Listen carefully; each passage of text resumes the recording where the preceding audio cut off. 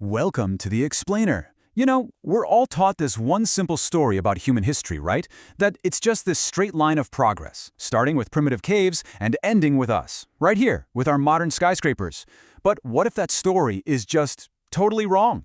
Today, we're looking at new discoveries that are proving our ancient ancestors were far more brilliant than we ever imagined. And there's actually a name for this feeling. It's called temporal arrogance. It's this built-in assumption that we're at the peak of history and that the further back in time you go, the simpler and more primitive people must have been. It's a natural way to think, but it might be holding us back from seeing the truth. But what if new science is revealing that ancient societies were way more complex, more organized, and just plain more ingenious than we ever gave them credit for? Okay, let's get into it. All right, so first up, we're going to start by smashing one of the oldest rules in the history books, the idea that first you get farming, and then, and only then, do you get civilization. For decades, that's what we all learned. I mean, just look at that date for Göbekli Tepe in modern-day Turkey, 9600 BCE. It's not just a little older than Stonehenge or the pyramids. We're talking more than double the age. It's so mind-bogglingly old, it basically makes the Great Pyramids look like they were built yesterday. And yeah, this is the part that just completely blew everyone's minds. The folks who built this thing, they were nomadic hunter-gatherers. I mean, they hadn't even invented farming yet.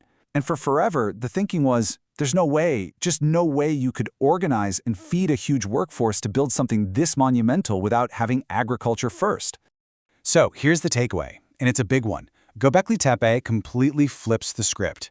The old theory was, first farming, then cities, then big religion. But this place suggests the complete opposite. It suggests that the deep human desire to come together for a shared belief, to build something sacred, was so powerful that it actually forced people to figure out agriculture, just to support the project. The temple came before the town. Okay, so we're seeing these ancient societies were organized in ways we never thought possible.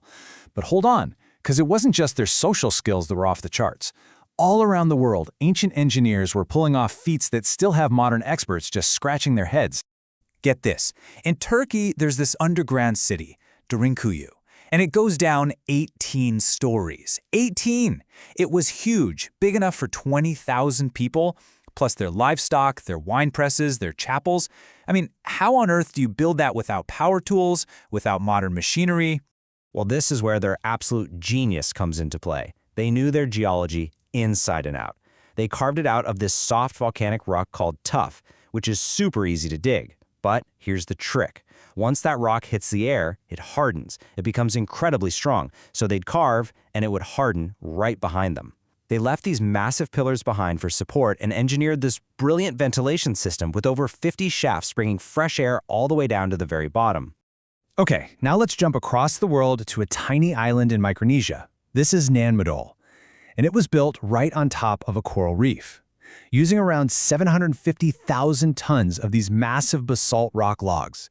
And some of these things, they weighed up to 50 tons apiece. And this is where the story goes from impressive to just baffling. The closest place to get that kind of rock was 25 miles away, across open ocean and tough terrain. And remember, they had no wheels, no pulleys, no metal tools.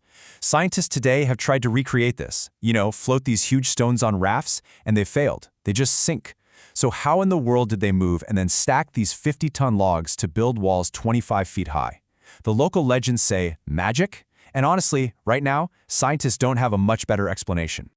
All right, think about the Silk Road. For centuries, the picture we all had in our heads was, these long camel caravans trekking between famous lowland cities like Samarkand.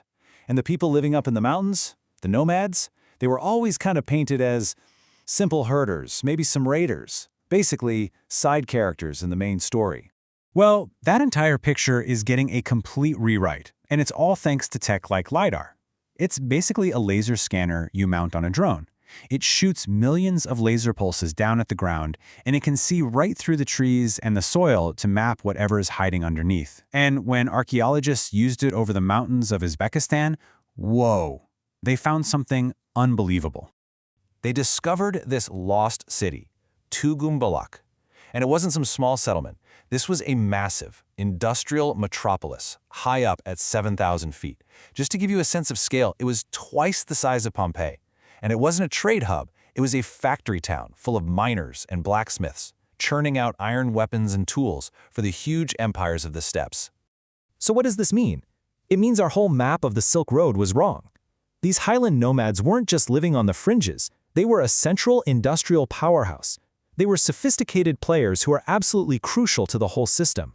But, that brings up a really big question. If all these societies were so advanced, so ingenious, why aren't they still here?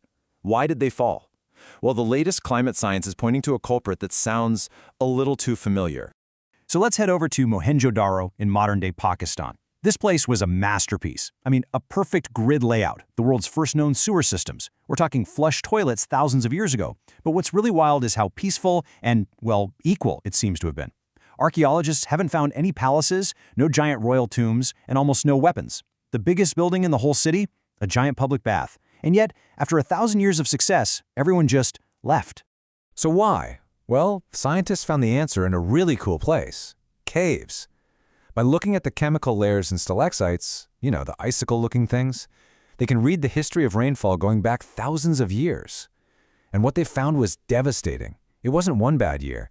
It was a series of brutal, century-long mega-droughts that hit the civilization one after another, sucking the rivers dry and slowly strangling them. And it's a powerful cautionary tale, isn't it? It's a 4,000-year-old warning that no matter how smart, how advanced, how well-organized your society is, it's still vulnerable to a changing climate. So, what's the crucial point to take away from all this?